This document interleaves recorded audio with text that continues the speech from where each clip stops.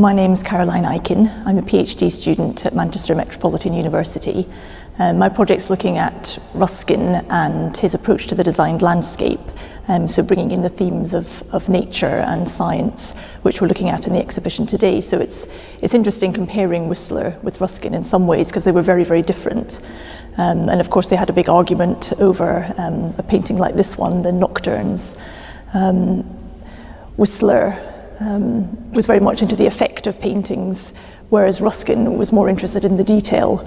And Ruskin described not this painting, but a similar painting, one of Whistler's Nocturnes, as flinging a pot of paint in the public's face. And Whistler took exception to this. They had a court case which was in many ways ridiculous. Ruskin didn't actually attend in the end, but really it brought forth all these issues about what a painting should be about, what it should show. Ruskin thought that the value of art was seen through the craftsmanship. The fact that these nocturnes were knocked up in a matter of a few hours was seen as showing their value, having very little value.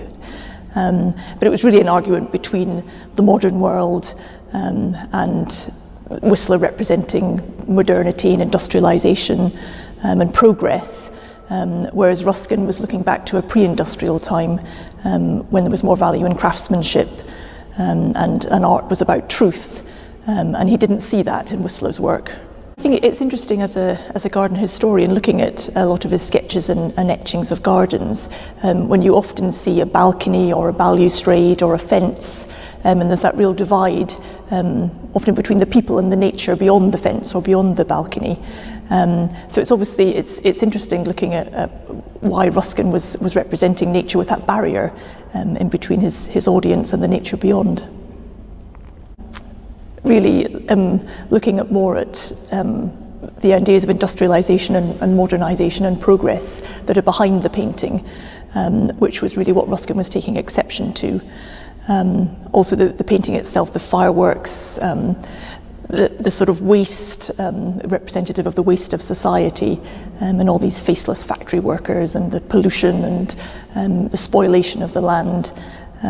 It's all tied up in Ruskin's mind with a lack of goodness, a lack of morality in society, which comes through in Whistler's paintings.